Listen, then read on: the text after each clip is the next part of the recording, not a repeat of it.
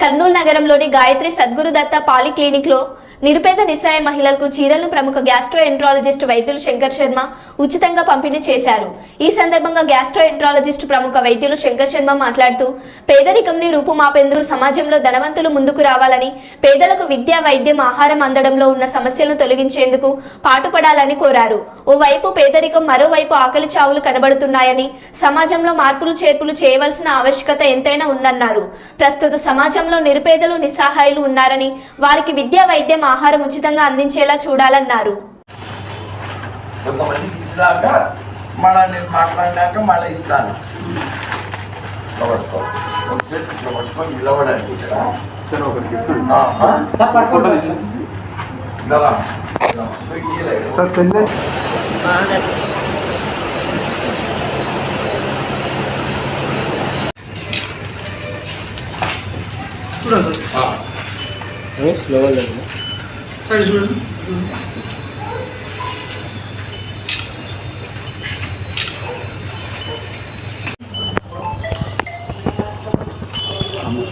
మా మాట్లాడకండి ఎవరు ఆయన ఒక్క నిమిషం ఉండలేదా?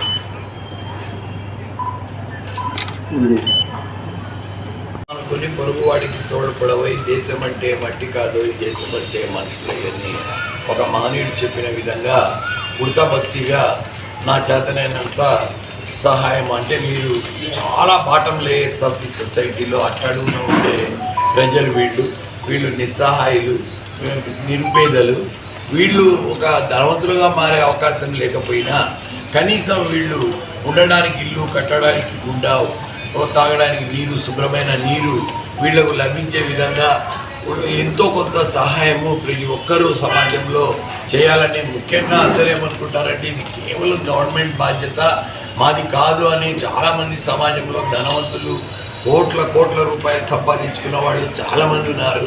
వాళ్ళు కూడా కనీసం ఇట్లా ప్రజల వైపు ఒక్కసారి చూసి, సపోజ్ ఈ ఊర్లో కర్నూలులో ఉండే 100 కోట్ల ఆస్తి పరులు ఎంతోమంది, ఒక 10,000 మందో ఎంతోమంది కూడా 2,000 మంది, 10,000 మంది, 20,000 మంది కూడా ఉంటారు. కానీ వాళ్ళంతా కూడా ఒకసారి ఆలోచించాలి. మేము కూడా ఏదన్నా కొద్దో గొప్ప ఇటువంటి ప్రజలకు ఏదో ఒక సహాయం మేము చేయాలని, వాళ్ళల్లో మానవత్వం ప్రజ్వరిల్లాలని నేను కోరుకుంటున్నాను. సమాజంలో ఇంకా మార్పులు చేయాల్సిన ఆవశ్యకత ఉంది. పేదరికం చాలా ఎక్కువ ఉంది. మనం ఎంతసేపు ఉన్నా కొన్ని విషయాలను చూపించుకుంటూ మనం ఎంతో అభివృద్ధి చెందినామని అనుకుంటున్నాము. కానీ నిరుపేద ప్రజలైతే మాత్రం రోజు రోజుకు ఎక్కువ అవుతున్నారు. వాళ్లకు అవసరాలు కూడా చాలా ఎక్కువ అయిపోతున్నాయి. వాళ్ళకు వైద్యం కూడా ప్రాబ్లం అవుతుంది, ఎడ్యుకేషన్ ప్రాబ్లం అవుతుంది, ఈవెన్ ఫుడ్ కూడా ప్రాబ్లం అయ్యి హంగర్ ఇండెక్స్ కూడా పెరుగుతూ ఉంది. సో ఇటువంటి poverty alleviation programs government take up చేసేటప్పుడు కొన్ని ఎన్జిఓస్ కూడా రావాలి ముందుకు. అంటే మనం కంట్రీలో కూడా ఎన్జిఓస్ను అలో చేయాలి.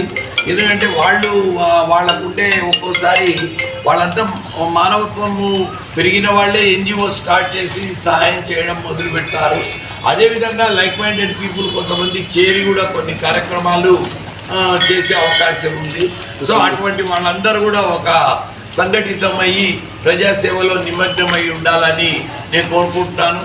అదేవిధంగా నేను కూడా నా చేతనైనంత సహాయము ప్రజలకు జీవితాంతం చేయాలని కోరుకుని నేను చేసి ఈ సాంఘిక కార్యక్రమాల్లో భాగంగా ఈరోజు స్థానిక ఈ గాయత్రి స్టేట్లో మా గురుదత్త పాలిక్లినిక్లో ఈరోజు నిరుపేద నిస్సహాయ మహిళలకు చీరల పంపిణీ కార్యక్రమం చేరడం నాకు చాలా సంతోషంగా ఉంది.